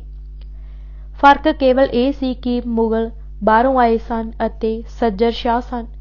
ਉਹਨਾਂ ਆਪਣੇ ਅਨੁਸ਼ਾਸਨ ਅਤੇ ਬਾਹੂਬਲ ਨਾਲ ਹਿੰਦੁਸਤਾਨ ਦਾ ਕਾਫੀ ਵੱਡਾ ਹਿੱਸਾ ਸਿਰਫ ਦੱਖਣ ਦਾ ਕੁਝ ਹਿੱਸਾ ਛੱਡ ਕੇ ਆਪਣੇ ਤਾਬਿਆ ਕਰ ਲਿਆ। ਬਾਬਰ ਦੇ ਪਿੱਛੋਂ ਹਮਾਯੂ, ਅਕਬਰ, ਜਹਾਂਗੀਰ, ਸ਼ਾਹਜਹਾਨ ਅਤੇ ਔਰੰਗਜ਼ੇਬ ਵਾਰੋ ਵਾਰੀ ਗੱਦੀ ਤੇ ਬੈਠੇ। ਔਰੰਗਜ਼ੇਬ ਸਮੇਂ ਅਰਾਕਾਨ ਦੇ ਪਹਾੜਾਂ ਤੋਂ ਲੈ ਕੇ ਕਾਬਲ, ਕੰਧਾਰ ਅਤੇ ਹਿਰਾਤ ਤੱਕ ਦਾ ਸਾਰਾ ਇਲਾਕਾ ਮੁਗਲ ਰਾਜ ਦੇ ਝੰਡੇ ਥੱਲੇ ਆ ਚੁੱਕਾ ਸੀ। ਉੱਤਰ ਦੱਖਣ ਕਸ਼ਮੀਰ ਤੋਂ ਲੈ ਕੇ ਬੀਜਾਪੁਰ ਅਤੇ ਗੋਲਕੰਡਾ ਤੱਕ ਮੁਗਲ ਰਾਜ ਦੀ ਨੌਬਤ ਵੱਜਦੀ ਸੀ। ਬਾਬਰ ਤੋਂ ਪਿੱਛੋਂ ਔਰੰਗਜ਼ੇਬ ਮੁਗਲ ਰਾਜ ਦਾ 6ਵਾਂ ਬਾਦਸ਼ਾਹ ਹੈ। ਇਸ ਦੇ ਅਤੀ ਵਿਸ਼ਾਲ ਰਾਜ ਦਾ ਸਮਾਂ 1658 ਈਸਵੀ ਤੋਂ 1707 ਈਸਵੀ ਤੱਕ ਹੈ। ਮੁਗਲ ਕਾਲ ਦੇ ਕਮਾਲ ਦਾ ਸਮਾਂ ਹੈ। ਸਿੱਖਾਂ ਵੱਲੋਂ ਦੇਸ਼ ਅਤੇ ਧਰਮ ਖਾਤਰ ਹਥਿਆਰਬੰਦ ਵਿਦਰੋਹ ਦਾ ਆਰੰਭ ਉਸ ਵਕਤ ਹੁੰਦਾ ਹੈ ਜਦ ਮੁਗਲ ਰਾਜ ਦਾ ਕਮਾਲ ਸਿਖਰ ਤੇ ਸੀ। ਇਹ ਵਿਦਰੋਹ ਜਿਉਂ-ਜਿਉਂ ਆਪਣੇ ਨਿਸ਼ਾਨੇ ਵੱਲ ਵਧ ਰਿਹਾ ਸੀ, ਦਿੱਲੀ ਸਰਕਾਰ ਅਤੇ ਲਾਹੌਰ ਸਰਕਾਰ ਦੋ ਪੁੜ ਬਣਦੇ ਜਾ ਰਹੇ ਸਨ, ਜਿਸ ਵਿੱਚ ਵਿਦਰੋਹੀਆਂ ਨੂੰ ਪੀਸ ਦਿੱਤੇ ਜਾਣ ਦੇ ਪੂਰੇ ਯਤਨ ਕੀਤੇ ਜਾ ਰਹੇ ਸਨ। ਔਰੰਗਜ਼ੇਬ ਆਲਮਗੀਰ ਆਪਣੇ ਭਾਈਆਂ ਅਤੇ ਤਖ਼ਤ ਦੇ ਹੋਰ ਦਾਅਵੇਦਾਰਾਂ ਨੂੰ ਬਿਲੇ ਲਾ ਕੇ ਆਪਣੇ ਬਾਪ ਸ਼ਾਹਜਹਾਨ ਨੂੰ ਆਗਰੇ ਦੇ ਕਿਲ੍ਹੇ ਵਿੱਚ ਕੈਦ ਕਰਕੇ 1658 ਈਸਵੀ ਵਿੱਚ ਦਿੱਲੀ ਦੇ ਤਖ਼ਤ ਤੇ ਬੈਠਾ। ਪਿੱਛੋਂ ਜਦ ਕੁਝ ਸਮੇਂ ਬਾਅਦ ਦਾਰਾ ਸ਼ਿਕੋਹ, ਜੋ ਉਸਦਾ ਵੱਡਾ ਭਰਾ ਸੀ, ਫੜਿਆ ਆਇਆ ਤਾਂ ਜਲੀਲ ਕਰਨ ਲਈ ਉਸਨੂੰ ਮਾਮੂਲੀ ਜਿਹਾ ਲਿਬਾਸ ਪੁਆ ਇੱਕ ਮਰੀਅਲ ਜਿਹੇ ਹਾਥੀ ਤੇ ਬਿਠਾ ਦਿੱਲੀ ਦੇ ਬਾਜ਼ਾਰਾਂ ਵਿੱਚ ਰੋਲ-ਰੋਲ ਕੇ ਮਾਰਿਆ ਅਤੇ ਉਸਦਾ ਵੱਢਿਆ ਹੋਇਆ ਸਿਰ ਤੋਹਫ਼ੇ ਵਜੋਂ ਸ਼ਾਹਜਹਾਨ ਨੂੰ ਘਲਾਇਆ। ਇਹ ਘਟਨਾਵਾਂ ਇਸ ਗੱਲ ਦੀਆਂ ਸੂਚਕ ਸਨ ਕਿ ਆਉਣ ਵਾਲਾ ਰਾਜ ਕਿਹੋ ਜਿਹਾ ਹੋਵੇਗਾ। ਔਰੰਗਜ਼ੇਬ ਦੀ ਸੋਚ ਉੱਤੇ ਮਲਾਣਿਆਂ ਦਾ ਉਹ ਤਬਕਾ ਹਾਵੀ ਸੀ ਜਿਨ੍ਹਾਂ ਦੀ ਸਰਦਾਰੀ ਸ਼ੇਖ ਅਹਿਮਦ ਸਰਹੰਦੀ ਨਕਸ਼ਬੰਦੀ ਦੀ ਸੋਚ ਵਾਲੇ ਉਸਦੇ ਪੋਤਿਆਂ ਦੇ ਹੱਥ ਵਿੱਚ ਸੀ। ਆਲਮਗੀਰ ਇਸ ਘਰਾਣੇ ਦਾ ਬੜਾ ਕੱਟੜ ਪੈਰੋਕਾਰ ਸੀ। ਹਿੰਦੁਸਤਾਨ ਜੋ ਔਰੰਗਜ਼ੇਬ ਦੀ ਨਿਗਾਹ ਵਿੱਚ ਦਾਰੂ-ਉਲ ਹਰਬ ਕਾਫਰਾਂ ਦੇ ਹੋਣ ਕਰਕੇ ਬਦ-ਅਮਨ ਖਿੱਤਾ ਧਰਮ ਪੱਖੋਂ ਅਸ਼ਾਂਤ ਖੰਡ ਸੀ, ਨੂੰ ਉਹ ਦਾਰ-ਉਲ-ਇਸਲਾਮ ਕਾਫਰਾਂ ਤੋਂ ਰਹਿਤ ਅਮਨ ਚੈਨ ਵਾਲਾ ਖਿੱਤਾ ਬਣਾਉਣਾ ਚਾਹੁੰਦਾ ਸੀ। ਇਸ ਕੰਮ ਦੀ ਸੀਖ ਇਸ ਕੱਟੜਪੰਥੀ ਮੁਲਾਣਾਵਾਦ ਦੇ ਮੋਢੀ ਘਰਾਣੇ ਵੱਲੋਂ ਹੀ ਸੀ। 1675 ਈਸਵੀ ਵਿੱਚ ਔਰੰਗਜ਼ੇਬ ਨੇ ਗੁਰੂ ਤੇਗ ਬਹਾਦਰ ਜੀ ਨੂੰ ਦਿੱਲੀ ਵਿਖੇ ਸ਼ਹੀਦ ਕਰਵਾ ਕੇ ਆਪਣੇ ਵੱਲੋਂ ਹਿੰਦੂਆਂ ਨੂੰ ਆਤਮ ਬਲ ਪ੍ਰਦਾਨ ਕਰਨ ਵਾਲੇ ਅਤੇ ਉਹਨਾਂ ਦੇ ਧਰਮ ਰੱਖਿਅਕ ਵਜੋਂ ਵਾਂਝਿਆ ਕਰਕੇ ਅਤੇ ਇੰਜ ਉਹਨਾਂ ਨੂੰ ਸਾਹਸਹੀਣ ਕਰਕੇ ਆਪਣੇ ਦਾਰੂ-ਉਲ-ਇਸਲਾਮ ਨਿਸ਼ਾਨੇ ਦੀ ਪੂਰਤੀ ਲਈ ਰਾਹ ਸਾਫ਼ ਕਰ ਲਿਆ ਸੀ। ਔਰੰਗਜ਼ੇਬ ਦੇ ਰਾਜਕਾਲ ਸਮੇਂ ਹਿੰਦੂਆਂ ਉੱਤੇ ਕੀ ਬੀਤਦੀ ਸੀ, ਇਸ ਵਿਸਥਾਰ ਵਿੱਚ ਜਾਣ ਦੀ ਇੱਥੇ ਗੁੰਜਾਇਸ਼ ਨਹੀਂ। ਇੰਨਾ ਕਹਿ ਦੇਣਾ ਹੀ ਕਾਫੀ ਹੈ ਕਿ ਔਰੰਗਜ਼ੇਬ ਦਾ ਦੌਰ ਮੁਗਲ ਕਾਲ ਦਾ ਸਿਖਰ ਸੀ, ਭਾਵ ਜਿੱਥੇ ਹਰ ਦੂਸਰੇ ਪੱਖੋਂ ਕਮਾਲ ਸੀ, ਉੱਥੇ ਜ਼ੁਲਮ ਵੀ ਸਿਖਰਾਂ ਤੇ ਜਾ ਪੁੱਜਾ ਸੀ। 1707 ਈਸਵੀ ਵਿੱਚ ਔਰੰਗਜ਼ੇਬ ਦੀ ਮੌਤ ਨਾਲ ਮੁਗਲ ਰਾਜ ਦਾ ਸਿਖਰ, ਦੁਪਹਿਰ ਦਾ ਚਮਕਦਾ ਸੂਰਜ ਝਟਪਟ ਪਤਨ ਦੀ ਸਾਂਝ ਦੀ ਭਿਆਨਕ ਸ਼ਾਮ ਦੀ ਸਿਆਹੀ ਵਿੱਚ ਡੁੱਬਣ ਲੱਗਾ। ਇਸ ਤੋਂ ਪਿੱਛੋਂ ਮੁਗਲ ਰਾਜ ਦਾ ਪੰਜਾਬ ਉੱਤੇ ਅਤਿਆਚਾਰ ਦਿਨੋਂ ਦਿਨ ਵਧਣ ਲੱਗਾ। ਬਾਦਸ਼ਾਹ ਆਲਮਗੀਰ ਆਪਣੀ ਉਮਰ ਦੇ ਆਖਰੀ 25 ਸਾਲ ਦੱਖਣ ਦੀਆਂ ਲੜਾਈਆਂ ਵਿੱਚ ਰੁੱਝਾ ਰਿਹਾ ਅਤੇ ਉੱਥੇ ਹੀ 1707 ਈਸਵੀ ਵਿੱਚ ਅਹਿਮਦਨਗਰ ਮਹਾਰਾਸ਼ਟਰ ਵਿਖੇ ਉਸ ਦਾ ਅੰਤ ਹੋ ਗਿਆ। ਉਸ ਸਮੇਂ ਵੀ ਉਸ ਵੱਲੋਂ ਨਿਯੁਕਤ ਕੀਤੇ ਹੋਏ ਸੂਬੇਦਾਰ ਹੀ ਮੁਲਤਾਨ, ਲਾਹੌਰ, ਸਰਹੰਦ ਅਤੇ ਕਸ਼ਮੀਰ ਉੱਤੇ ਰਾਜ ਕਰਦੇ ਸਨ। ਬੁੱਲ੍ਹੇ ਸ਼ਾਹ ਕੋਈ ਇਤਿਹਾਸਕਾਰ ਨਹੀਂ ਹੈ। ਉਹ ਇੱਕ ਸੂਫੀ ਸੰਤ ਹੈ ਅਤੇ ਪੰਜਾਬੀ ਦਾ ਇੱਕ ਉੱਚ ਕੋਟੀ ਦਾ ਕਵੀ ਹੈ। ਉਹ ਆਪਣੇ ਸਮੇਂ ਨੂੰ ਰਾਜਗਰਦੀ ਜਾਂ ਰਾਮ ਰੌਲੇ ਦਾ ਸਮਾਂ ਕਹਿੰਦਾ ਹੈ। ਇਸ ਗੜਬੜ ਵਾਲੇ ਦੌਰ ਦਾ ਉਸਦੇ ਮਨ ਉੱਤੇ ਪ੍ਰਭਾਵ ਪੈਣਾ ਸੁਭਾਵਿਕ ਸੀ। ਉਸਨੇ ਜੋ ਜ਼ੁਲਮ ਜ਼ਬਰ ਹੁੰਦਾ ਵੇਖਿਆ, ਨਿਰਪੱਖ ਹੋ ਕੇ ਉਹ ਲਿਖ ਦਿੱਤਾ। ਉਹ ਅਨਿਆਂ ਅਤੇ ਜ਼ੁਲਮ ਉੱਤੇ ਡਾਢਾ ਅਫਸੋਸ ਕਰਦਾ ਹੈ ਅਤੇ ਜ਼ਾਲਮ ਨੂੰ ਲਾਹਨਤ ਮਲਾਮਤ ਕਰਦਾ ਹੈ। ਇਹ ਉਸ ਦਾ ਨਿਰਾਸ਼ਵਾਦੀ ਰਾਗ ਬੇਈਮਾਨੀ ਜਾਂ ਨਿਰਮੂਲ ਨਹੀਂ ਹੈ। ਇਹ ਅਸਲੀਅਤ ਦਾ ਡੀਠ ਵਰਣਨ ਕਰਦਾ ਹੈ। ਉਸ ਦੇ ਤੱਥਾਂ ਤੇ ਆਧਾਰਿਤ ਸੰਕੇਤ ਇਤਿਹਾਸ ਪੱਖੋਂ ਅਕੱਟ ਸਬੂਤ ਅਤੇ ਬੇਮੁੱਲਾ ਇਤਿਹਾਸਿਕ ਸਰਮਾਇਆ ਹਨ। ਸਾਈਂ ਬੁੱਲ੍ਹੇ ਸ਼ਾਹ, ਔਰੰਗਜ਼ੇਬ, ਸ਼੍ਰੀ ਗੁਰੂ ਗੋਬਿੰਦ ਸਿੰਘ, ਬੰਦਾ ਸਿੰਘ ਬਹਾਦਰ, ਬਹਾਦਰ ਸ਼ਾਹ, ਅਬਦੁਸਮਦ ਖਾਨ ਅਤੇ ਜ਼ਕਰੀਆ ਖਾਨ ਜੋ ਪੰਜਾਬ ਦੇ ਸੂਬੇਦਾਰ ਅਤੇ ਪਿਓ ਪੁੱਤ ਵੀ ਸਨ। ਬਾਦਸ਼ਾਹ ਫਰੁਖਸ਼ੀਰ, ਸੱਯਦ ਭਰਾ ਜਹਾਂਦਾਰ ਸ਼ਾਹ, ਮੁਹੰਮਦ ਸ਼ਾਹ ਰੰਗੀਲਾ, ਉਸਦਾ ਪੁੱਤਰ ਅਹਿਮਦ ਸ਼ਾਹ, ਭਾਈ ਤਾਰੂ ਸਿੰਘ, ਦੀਵਾਨ ਲਖਪਤ ਰਾਏ, ਜਸਪਤ ਰਾਏ, ਯਹੀਆ ਖਾਂ, ਮੀਰ ਮਨੂੰ, ਦੀਵਾਨ ਦਰਬਾਰਾ ਸਿੰਘ, ਨਵਾਬ ਕਪੂਰ ਸਿੰਘ, ਸਰਦਾਰ ਜੱਸਾ ਸਿੰਘ ਰਾਮਗੜ੍ਹੀਆ, ਸਰਦਾਰ ਜੱਸਾ ਸਿੰਘ ਆਹਲੂਵਾਲੀਆ, ਭਾਈ ਮਣੀ ਸਿੰਘ, ਬਾਬਾ ਦੀਪ ਸਿੰਘ, ਨਾਦਰ ਸ਼ਾਹ, ਅਹਿਮਦ ਸ਼ਾਹ, ਮੱਸਾ ਰੰਘੜ, ਸੁੱਖਾ ਸਿੰਘ, ਮਤਾਬ ਸਿੰਘ ਆਦਿ ਸਿੰਘਾਂ ਦਾ ਸਮਕਾਲੀ ਹੈ। ਉਸ ਨੇ ਵੱਖ-ਵੱਖ ਪੱਖਾਂ ਦਾ ਵਿਰੋਧ ਅਤੇ ਇਹਨਾਂ ਦੇ ਜੰਗਾਂ ਯੁੱਧਾਂ ਨੂੰ ਆਪਸੀ ਅੱਖੀਂ ਡਿੱਠਾ ਹੈ।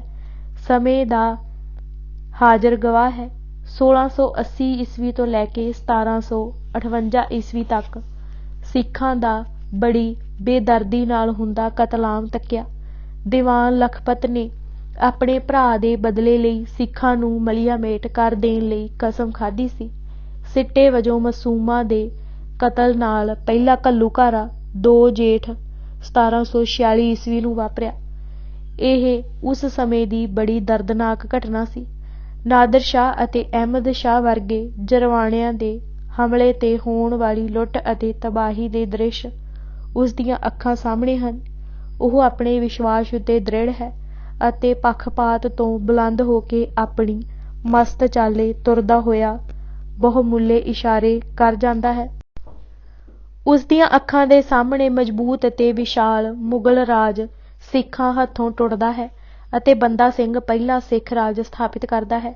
ਇਸ ਸ਼੍ਰੋਮਣੀ ਸੂਫੀ ਸੰਤ ਨੇ ਪੰਜਾਬ ਦੀ ਤਰਸਯੋਗ ਹਾਲਤ ਨੂੰ ਨੇੜੇ ਹੋ ਕੇ ਵੇਖਿਆ ਅਤੇ ਮਹਿਸੂਸ ਕੀਤਾ ਹੈ। ਉਸ ਨੇ ਦਿੱਲੀ ਵਿੱਚ ਚਾਂਦਨੀ ਚੌਕ ਵਿਖੇ ਸ਼੍ਰੀ ਗੁਰੂ ਤੇਗ ਬਹਾਦਰ ਜੀ ਦੀ ਹੋਈ ਸ਼ਹਾਦਤ ਬਾਰੇ ਵੀ ਸੁਣਿਆ ਸੀ ਅਤੇ ਇਸ ਦੇ ਜੋ ਕਾਰਨ ਸਨ ਉਹਨਾਂ ਦਾ ਵੀ ਉਸ ਨੂੰ ਪਤਾ ਸੀ। ਇਸ ਲਈ ਉਸ ਨੇ ਗੁਰੂ ਤੇਗ ਬਹਾਦਰ ਜੀ ਨੂੰ ਬੇਮਿਸਾਲ ਅਤੇ ਅਡੋਲ ਦ੍ਰਿੜਤਾ ਦਰਸਾਉਣ ਵਾਲਾ ਗਾਜੀ ਅਰਥਾਤ ਸਰਵਸ਼੍ਰੇਸ਼ਟ ਧਰਮਵੀਰ ਕਰਕੇ ਮੰਨਿਆ ਹੈ। ਆਪਣੇ ਧਰਮ ਦੀ ਆਨ ਸ਼ਾਨ ਲਈ ਮਰ ਮਿਟਣ ਵਾਲੇ ਬਹੁਤ ਮਹਾਂਪੁਰਸ਼ ਹੋਏ ਹਨ, ਪਰ ਗੁਰੂ ਤੇਗ ਬਹਾਦਰ ਜੀ ਦਾ ਬਲੀਦਾਨ ਉਸ ਧਰਮ ਲਈ ਹੈ ਜਿਸ ਦਾ ਉਹ ਧਾਰਨੀ ਵੀ ਨਹੀਂ ਹੈ। ਉਸ ਸਮੇਂ ਦੀ ਇਸ ਮਹਾਨ ਘਟਨਾ ਦਾ ਆਪਣੀ ਕਵਿਤਾ ਵਿੱਚ ਬੜਾ ਸੋਹਣਾ ਜ਼ਿਕਰ ਕੀਤਾ ਹੈ। ਕਿਤੇ ਚੋਰ ਬਣੇ, ਕਿਤੇ ਗਾਜੀ ਹੋ, ਕਿਤੇ ਮਿੰਬਰ ਅਤੇ ਬਹਿ ਵਾਜੀ ਹੋ, ਕਿਤੇ ਤੇਗ ਬਹਾਦਰ ਗਾਜੀ ਹੋ, ਆਪੇ ਆਪਣਾ ਕਟਕ ਬਣਾਈਦਾ, ਹੁਣ ਕਿਸ ਤੋਂ ਆਪਣਾ ਆਪ ਛੁਪਾਈਦਾ। ਗੁਰੂ ਗੋਬਿੰਦ ਸਿੰਘ ਜੀ ਦੇ ਧਰਮ ਯੁੱਧਾਂ ਨੂੰ ਉਸਨੇ ਤੱਕਿਆ, ਉਹਨਾਂ ਚਿੜੀਆਂ ਤੋਂ ਬਾਜ਼ ਤੁੜਵਾਏ। ਇਸ ਦਾ ਪ੍ਰਭਾਵ ਸਾਰੇ ਇਤਿਹਾਸਕਾਰਾਂ ਤੋਂ ਪਿੱਛੋਂ ਆਉਣ ਵਾਲੇ ਕਵੀਆਂ ਅਤੇ ਲੇਖਕਾਂ ਵਾਂਗ ਬੁੱਲ੍ਹੇ ਸ਼ਾਹ ਨੇ ਵੀ ਕਬੂਲਿਆ। ਬਾਜ਼ਾਂ ਨੂੰ ਖਰਗੋਸ਼ਾਂ ਖਾਧਾ, ਜੁਰੇ ਚਿੜੀਆਂ ਮਾਰ ਗਵਾਏ, ਭੂਰਿਆਂ ਵਾਲੇ ਰਾਜੇ ਕੀਤੇ, ਰਾਜੇ ਭੀਖ ਮੰਗਾਏ। 20ਵੀਂ ਸਦੀ ਵਿੱਚ ਸ਼ਾਇਰੇ ਮਸ਼ਰਕ ਅਲਾਮਾ ਇਕਬਾਲ ਨੇ ਆਪਣੇ ਉਰਦੂ ਕਲਾਮ ਵਿੱਚ ਇੰਜ ਅੰਕਿਤ ਕੀਤਾ ਹੈ। कंज शके फरमाया को शाही से लड़ा दो।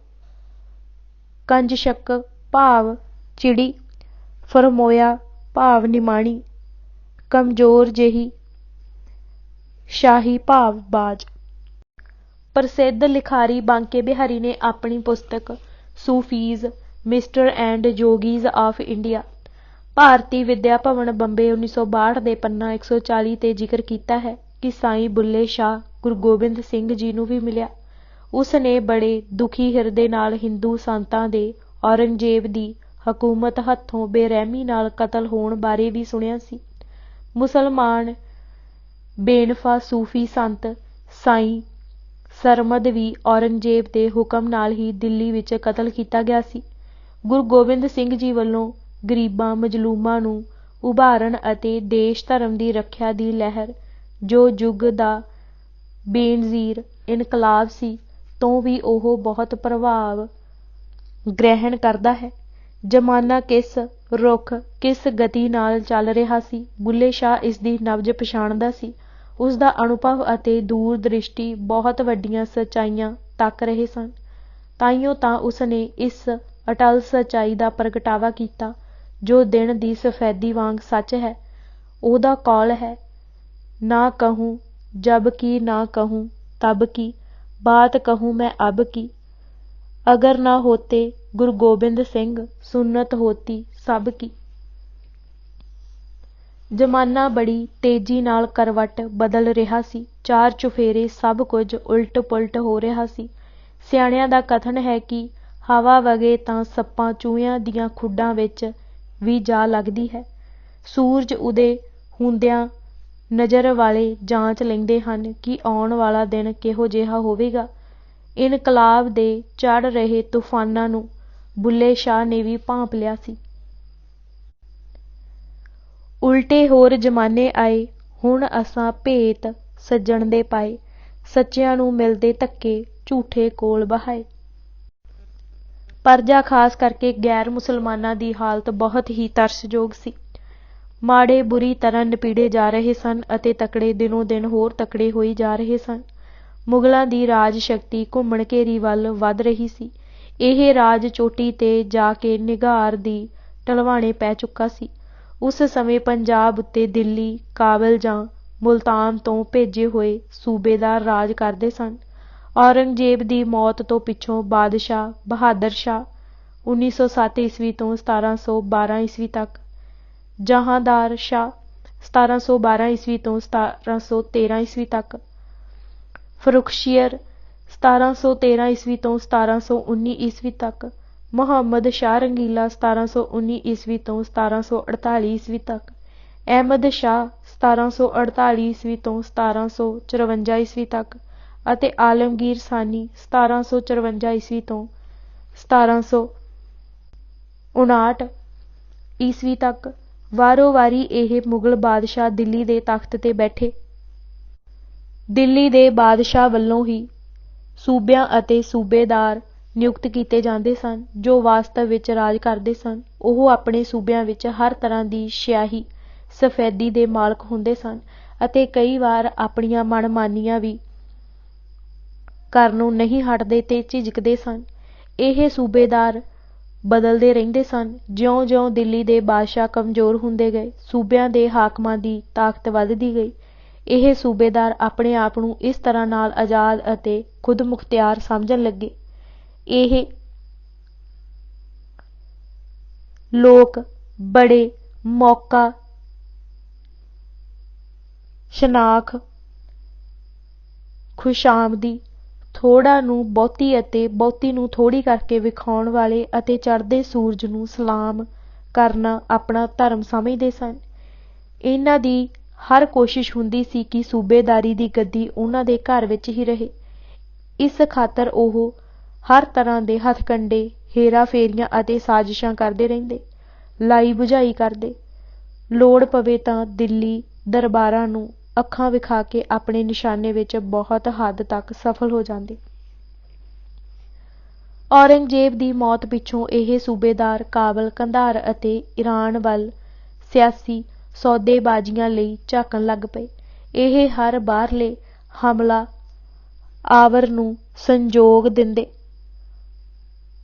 ਕਦੀ ਸਾਜ਼ਿਸ਼ ਕਰਕੇ ਬਾਹਰਲਿਆਂ ਜਰਵਾਣਿਆਂ ਨੂੰ ਆਪ ਹੀ ਬੁਲਾ ਲੈਂਦੇ ਅਤੇ ਕਦੀ ਬੁਲਾ ਕੇ ਫੇਰ ਦਿੱਲੀ ਨਾਲ ਗਾਂਢਾ ਸਾਂਢਾ ਕਰਕੇ ਵਾਅਦੇ ਤੋਂ ਮੁੱਕਰ ਜਾਂਦੇ ਅਤੇ ਆਉਣ ਵਾਲੇ ਨੂੰ ਕਸੂਤਾ ਫਸਾ ਦਿੰਦੇ। ਇਹਨਾਂ ਦਾ ਕੋਈ ਧਰਮ, ਤੇਜਾਹ ਜਾਂ ਦੀਨਮਾਨ ਨਹੀਂ ਸੀ। ਇਹਨਾਂ ਨੂੰ ਸਿਰਫ ਆਪਣਾ ਹੀ ਹਿੱਤ ਪਿਆਰਾ ਹੁੰਦਾ ਸੀ। ਇਸ ਖਾਤਰ ਇਹ ਥਾਲੀ ਦੇ ਬੈਂਗਣ ਵਾਂਗ ਕਦੀ ਕਿਸੇ ਪਾਸੇ ਕਦੀ ਕਿਸੇ ਪਾਸੇ। ਦੇਸ਼ ਕੌਮ ਨਾਲ ਇਹਨਾਂ ਨੂੰ ਕੋਈ ਗਰਜ ਨਹੀਂ ਸੀ।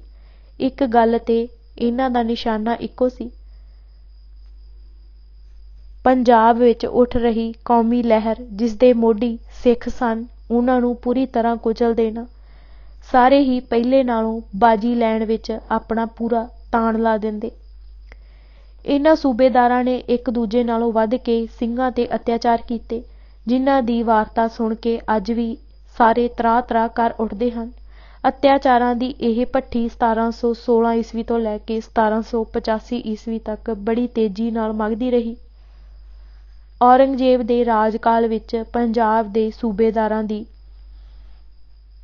ਫਹਿਰਿਸਤ ਮੁਆਸਰੇ, ਆਲਮਗੀਰੀ ਅਤੇ ਦਸਤੂਰ-ਉਲ ਅਮਲ ਇਸ ਪ੍ਰਕਾਰ ਦਿੱਤੀ ਹੋਈ ਹੈ। ਕਵਾਮੁਦੀਨ 1678 ਤੋਂ 1680 ਈਸਵੀ, ਮੁਹੰਮਦ ਆਜ਼ਮ 1680 ਤੋਂ 1691 ਈਸਵੀ, ਖਾਨ ਜਹਾਨ 1691 ਈਸਵੀ, ਮੁਕਰਮ ਖਾਨ 1691 ਤੋਂ 1697 ਈਸਵੀ, ਅਬੂ ਨਸਰ ਖਾਂ 1697 ਈਸਵੀ, ਇਬਰਾਹਿਮ ਖਾਂ 1697 ਤੋਂ 1699 ਈਸਵੀ, ਸ਼ਹਿਜ਼ਾਦਾ ਮਹਿਮੂਦ ਆਜ਼ਮ 1699 ਤੋਂ 1701 ਅਤੇ 1705 ਤੋਂ 1707 ਈਸਵੀ, ਜ਼ਬਰਦਸਤ ਖਾਂ 1701 ਤੋਂ 1705 ਈਸਵੀ। ਔਰੰਗਜ਼ੇਬ ਤੋਂ ਪਿੱਛੋਂ ਦੇ ਸੂਬੇਦਾਰ ਅਬਦੁਸ ਸਮਦ ਖਾਂ 1707 ਤੋਂ 1726 ਈਸਵੀ, ਜ਼ਕਰੀਆ ਖਾਂ 1726 ਤੋਂ 1745 ਈਸਵੀ, ਯਹੀਆ ਖਾਂ 1745 ਤੋਂ 1747 ਈਸਵੀ, ਸ਼ਾਹ ਨਵਾਜ਼ ਖਾਂ 1747 ਤੋਂ 1748 ਈਸਵੀ, ਮੀਰ ਮੰਨੂ 1748 ਤੋਂ 1757 ਈਸਵੀ। ਦਸ਼ਮੇਸ਼ ਜੀ ਨੇ ਜਿਸ ਸਮੇਂ ਖਾਲਸਾ ਸਿਰਜਿਆ, ਉਸ ਵੇਲੇ ਲਾਹੌਰ ਦਾ ਸੂਬੇਦਾਰ ਇਬਰਾਹਿਮ ਖਾਂ ਅਤੇ ਸਰਹੰਦ ਦਾ ਵਜ਼ੀਰ ਖਾਂ ਸੀ। ਇਸ ਸਾਲ ਫਿਰ ਪੰਜਾਬ ਦਾ ਸੂਬੇਦਾਰ ਸ਼ਹਿਜ਼ਾਦਾ ਮੁਹੰਮਦ ਆਜ਼ਮ ਨੂੰ ਬਣਾਇਆ ਗਿਆ ਸੀ। ਲਾਹੌਰ, ਮੁਲਤਾਨ ਅਤੇ ਸਰਹੰਦ ਦੇ ਸੂਬੇਦਾਰਾਂ ਵਿੱਚ ਵਜ਼ੀਰ ਖਾਂ, ਅਬਦੁਸ ਸਮਦ ਖਾਂ, ਉਸ ਦਾ ਪੁੱਤਰ ਜ਼ਕਰੀਆ ਖਾਂ, ਉਸ ਦੇ ਪੁੱਤਰ ਯਹੀਆ ਖਾਂ ਅਤੇ ਸ਼ਾਹ ਨਵਾਜ਼, ਪਿੱਛੋਂ ਮੀਰ ਮੰਨੂ, ਪਿਛਲੇ ਪੰਜੇ ਲਾਹੌਰ ਦੇ ਕਰਮਵਾਰ ਹਾਕਮ ਰਹੇ ਹਨ। ਇਹ ਪੰਜੇ ਇੱਕ ਦੂਜੇ ਨਾਲੋਂ ਵੱਧ ਕੇ ਜਾਬਰ ਸਨ। ਸਿੱਖਾਂ ਨੂੰ ਮਲੀਆਮੇਟ ਕਰ ਦੇਣ ਵਾਸਤੇ ਇਹਨਾਂ ਇੱਕ ਦੂਜੇ ਤੋਂ ਵੱਧ ਕੇ ਟਿੱਲ ਲਾਇਆ ਅਤੇ ਜ਼ੁਲਮਾਂ ਦੀ ਹੱਦ ਹੀ ਮੁਕਾ ਦਿੱਤੀ। ਸਾਡਾ ਕਵੀ ਬੁੱਲ੍ਹੇ ਸ਼ਾਹ ਅਤੇ ਸਮੇਂ ਦਾ ਅੱਖੀਂ ਤੱਕਣ ਵਾਲਾ ਗਵਾਹ ਚੜ੍ਹਦੀ ਜੁਆਨੀ ਵਿੱਚ ਸੀ, ਜਦ ਕਲਗੀਧਰ ਨੇ 1699 ਈਸਵੀ ਵਿੱਚ ਵਿਸਾਖੀ ਵਾਲੇ ਦਿਨ ਸ਼੍ਰੀ ਅਨੰਦਪੁਰ ਸਾਹਿਬ ਦੀ ਧਰਤੀ 'ਤੇ ਖਾਲਸਾ ਸਿਰਜਿਆ। ਫਿਰ ਸਮਾਂ ਉਸ ਨੂੰ ਪੰਜਾਬ ਦੀ ਸਰਜ਼ਮੀਨ ਉੱਤੇ ਬੜੀਆਂ ਖੂਨ ਵੀਟਵੀਆਂ ਲੜਾਈਆਂ ਵਿਖਾਉਂਦਾ ਹੈ। ਗੁਰੂ ਗੋਬਿੰਦ ਸਿੰਘ ਜੀ ਦੀ ਮਜ਼ਲੂਮਾਂ ਅਤੇ ਦੁਖੀਆਂ ਦੀ ਖਾਤਰ ਘਾਲਣਾ, ਉਹਨਾਂ ਦੇ 4 ਪੁੱਤਰਾਂ ਦੀ ਲਸਾਨੀ ਸ਼ਹਾਦਤ, ਚਮਕੌਰ ਦੇ ਘੇਰੇ ਵਿੱਚੋਂ ਲਲਕਾਰ ਕੇ ਨਿਕਲ ਜਾਣਾ, ਮਾਛੀਵਾੜੇ ਦੀ ਕੰਡਿਆਲੀ ਧਰਤੀ ਨੰਗੇ ਪੈਰੀਂ ਗਾਉਣੀ, ਖਿਦਰਾਣੇ ਦੀ ਢਾਬ ਕੰਢੇ ਦਾ ਯੁੱਧ, ਉਹਨਾਂ ਦੇ ਮਹਿਲ ਜਦ ਤਲਵੰਡੀ ਸਾਬੋ ਦਮਦਮਾ ਸਾਹਿਬ ਆਏ ਅਤੇ ਪੁੱਤਰਾਂ ਬਾਰੇ ਜਾਣ ਕੇ ਉਦਾਸ ਹੋਏ ਤਾਂ ਗੁਰੂ ਪਾਤਸ਼ਾਹ ਵੱਲੋਂ ਮਾਵਾਂ ਨੂੰ ਆਪਣੇ ਬੱਚਿਆਂ ਦੀ ਵਡਮੁੱਲੀ ਕੁਰਬਾਨੀ ਦੇ ਅਤੇ ਇੱਕ ਬੇਨਜ਼ੀਰ ਢੰਗ ਨਾਲ ਦਿਲਾਸਾ ਦੇਣਾ, ਬੈਰਾਗੀ ਮਾਧੋ ਦਾਸ ਦਾ ਗੁਰੂ ਜੀ ਨਾਲ ਮਿਲਾਪ ਅਤੇ ਉਸਦਾ ਅੰਮ੍ਰਿਤ ਛਕ ਕੇ ਬੰਦਾ ਸਿੰਘ ਬਹਾਦਰ ਦੇ ਰੂਪ ਵਿੱਚ ਦੱਖਣੋਂ ਪੰਜਾਬ ਵੱਲ ਆਉਣਾ, ਸਰਹੰਦ ਸਮਾਣਾ, ਇਸਮਾਈਲਾਬਾਦ, ਮੁਸਤਫਾਬਾਦ, ਸਢੌਰਾ, ਕਪੂਰੀ ਆਦਿ ਦੀ ਤਬਾਹੀ ਵੇਖੀ। ਫਿਰ ਬਾਦਸ਼ਾਹ ਬਹਾਦਰ ਸ਼ਾਹ ਦਾ ਖ਼ਬਰਾਂ ਮਿਲਣ ਤੇ ਬਾਬਾ ਬੰਦਾ ਸਿੰਘ ਵਿਰੁੱਧ ਅਜਮੇਰੋਂ ਕੂਚ ਕਰਨਾ, ਬੜੇ ਵੱਡੇ ਲਸ਼ਕਰ ਨਾਲ ਲੋਹਗੜ੍ਹ ਦੀ ਲੜਾਈ ਹੋਣੀ। ਬਾਦਸ਼ਾਹ ਦੇ ਸਾਰੇ ਪੁੱਤਰਾਂ ਅਤੇ ਫੌਜਾਂ ਦੇ ਉੱਘੇ ਜਰਨੈਲਾਂ ਨਾਲ ਸਨ।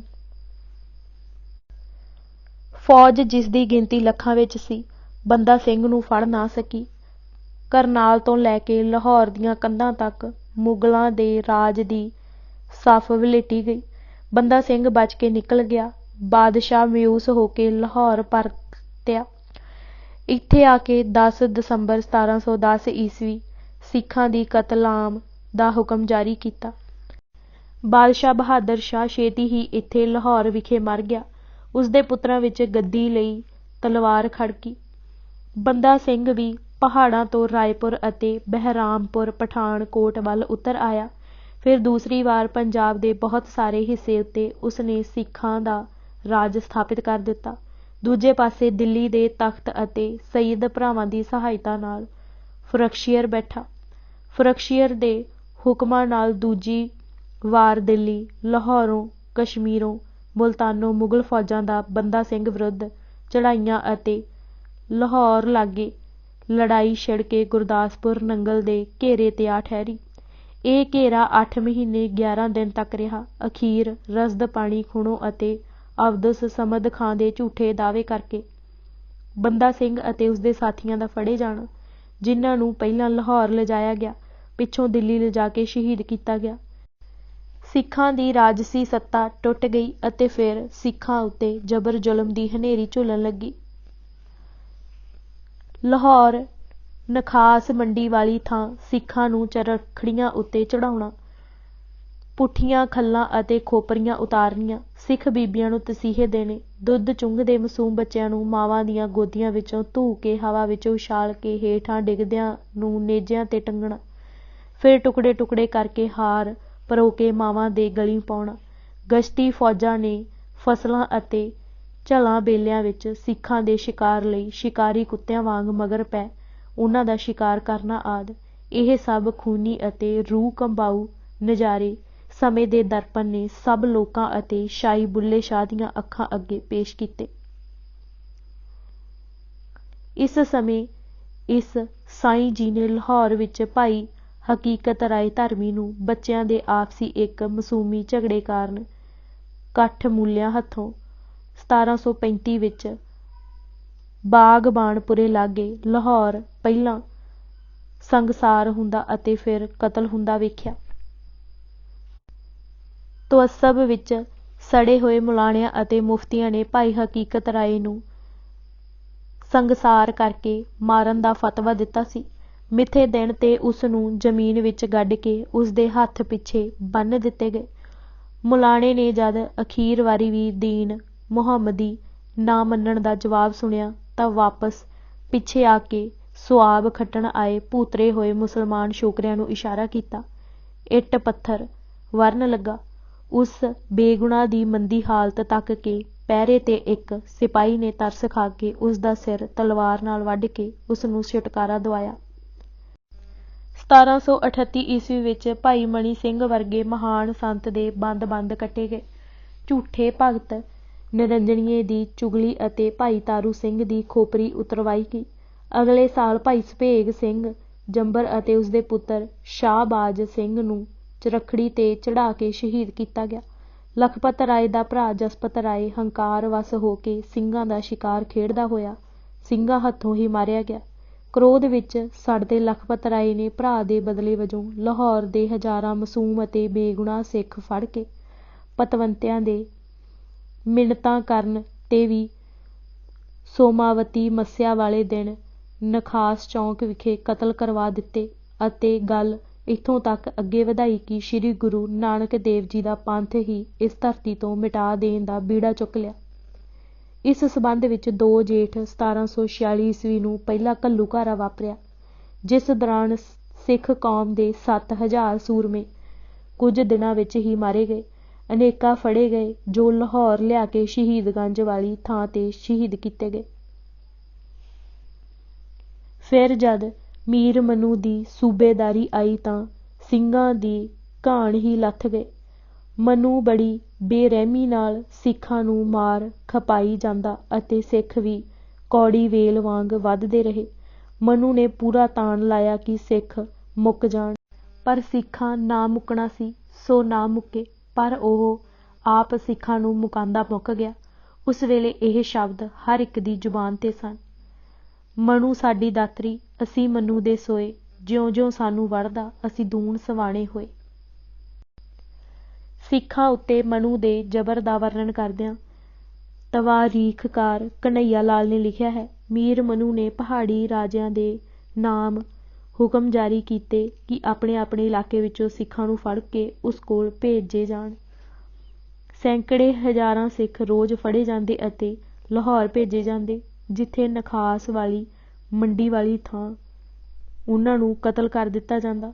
ਬਾਦਸ਼ਾਹ ਨੇ ਨਵਾਬ ਜ਼ਕਰੀਆ ਖਾਨ ਨੂੰ ਲਾਹੌਰ ਦੇ ਨਾਜ਼ਮ ਦੀ ਪਦਵੀ ਦੇ ਕੇ ਪੰਜਾਬ ਵੱਲ ਭੇਜਿਆ। ਉਸ ਨੇ ਦੀਵਾਨ ਲਖਪਤ ਰਾਏ ਨੂੰ ਲਾਹੌਰ ਦਾ ਪ੍ਰਬੰਧਕ ਬਣਾ ਦਿੱਤਾ ਅਤੇ ਸਿੱਖਾਂ ਨੂੰ ਕਾਬੂ ਕਰਨ ਲਈ ਇੱਕ ਗਸ਼ਤੀ ਫੌਜ ਸਥਾਪਿਤ ਕੀਤੀ, ਜਿਸ ਨੂੰ ਹੁਕਮ ਦਿੱਤਾ ਕਿ ਉਹ ਸਿੱਖਾਂ ਦਾ ਪਤਾ ਲਾਵੇ ਅਤੇ ਉਹਨਾਂ ਨੂੰ ਫੜ ਕੇ ਲਾਹੌਰ ਭੇਜ ਦਿਆ ਕਰੇ। ਗਸ਼ਤੀ ਫੌਜਾਂ ਨੇ ਬਹੁਤ ਹੀ ਵਧੀਕੀਆਂ ਕੀਤੀਆਂ। ਮੁਖਬਰ ਅਤੇ ਚੁਗਲੀ ਆਪਣੀ ਕਾਰਗੁਜ਼ਾਰੀ ਵਿਖਾਉਣ ਲਈ ਬਦੋਸ਼ੀਆਂ ਨੂੰ ਫੜਵਾ ਦਿੰਦੇ, ਕਿਉਂ ਜੋ ਰਾਠ ਸਿੰਘ ਤਾਂ ਉਹਨਾਂ ਦੇ ਕਾਬੂ ਨਾ ਆਉਂਦੇ। ਗਸ਼ਤੀ ਫੌਜ ਵੀ ਰਾਠ ਸਿੰਘਾਂ ਤੋਂ ਬਚ ਕੇ ਹੀ ਚੱਲਦੀ, ਆਪਣੀ ਹੋਂਦ ਕਾਇਮ ਰੱਖਣ ਲਈ ਮਗਰ ਤਾਂ ਜ਼ਰੂਰ ਪੈਂਦੀ ਪਰ ਬਚ ਬਚਾ ਕੇ। ਪਰ ਹਾਂ, ਖਾੜਕੂ ਸਿੰਘਾਂ ਦਾ ਗੁੱਸਾ ਸਧਾਰਨ ਸਿੱਖ ਘਰਾਣਿਆਂ 'ਤੇ ਕੱਢਦੀ, ਜੋ ਅਮਨ ਚੈਨ ਨਾਲ ਵਾਹੀ ਜੋਤੀ ਕਰਦੇ ਸਨ। ਸਿੱਖ ਹੋਣਾ ਹੀ ਉਹਨਾਂ ਦਾ ਬੜਾ ਵੱਡਾ ਦੋਸ਼ ਸੀ, ਅਤੇ ਜੇ ਉੱਤੋਂ ਮੁਖਬਰ ਲੂਤੀ ਫੂਕ ਦੇਣ ਕਿ ਇਹ ਰਾਠਾਂ ਨੂੰ ਪਨਾਹ ਦਿੰਦੇ ਹਨ ਜਾਂ ਉਹਨਾਂ ਨਾਲ ਇਹ ਕਿਸੇ ਵੀ ਕਿਸਮ ਦੀਆਂ ਸਾਂਝਾਂ ਰੱਖਦੇ ਹਨ, ਬਸ ਫਿਰ ਉਹਨਾਂ ਨੂੰ ਬਾਲ ਬੱਚੇ ਸਮੇਤ ਨਰੜ ਕੇ ਲਾਹੌਰ ਲਿਜਾ ਨਖਾਸ ਚੌਂਕ ਵਾਲੀ ਥਾਂ ਭੇਡ ਬੱਕਰੀ ਵਾਂਗ ਕੋਹ ਸੁੱਟਿਆ ਜਾਂਦਾ। ਮੁੱਛ ਫੁੱਟ ਗੱਭਰੂ ਇਸ ਜ਼ਬਰ ਵਿਰੁੱਧ ਘਰ ਘਾਟ ਛੱਡ ਕੇ ਅੰਮ੍ਰਿਤ ਛਕ ਕੇ ਰਾਠ ਸਿੰਘਾਂ ਦੇ ਜਥਿਆਂ ਵਿੱਚ ਰਲ ਜਾਂਦੇ ਅਤੇ ਮੁਗਲ ਸਰਕਾਰ ਦੇ ਜ਼ਬਰ ਵਿਰੁੱਧ ਛਾਤੀਆਂ ਤਾਣ ਕੇ ਡਟ ਜਾਂਦੇ ਅਤੇ ਜੂਝ ਮਰਦੇ।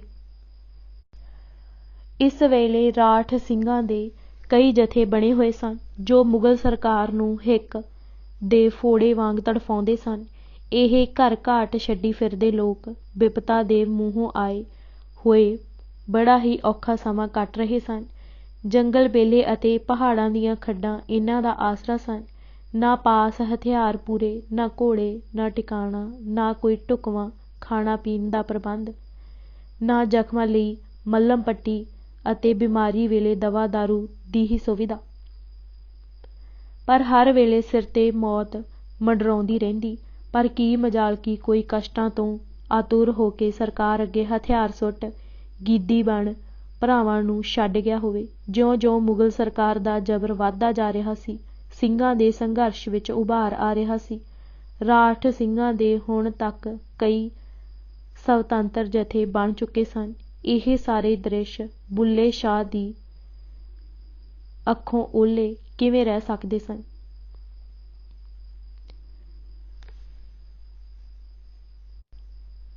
ਅੱਜ ਅਸੀਂ ਭੂਰਿਆਂ ਵਾਲੇ ਰਾਜੇ ਕੀਤੇ ਕਿਤਾਬ ਦੇ 28 ਪੰਨੇ ਪੜ੍ਹ ਚੁੱਕੇ ਹਾਂ।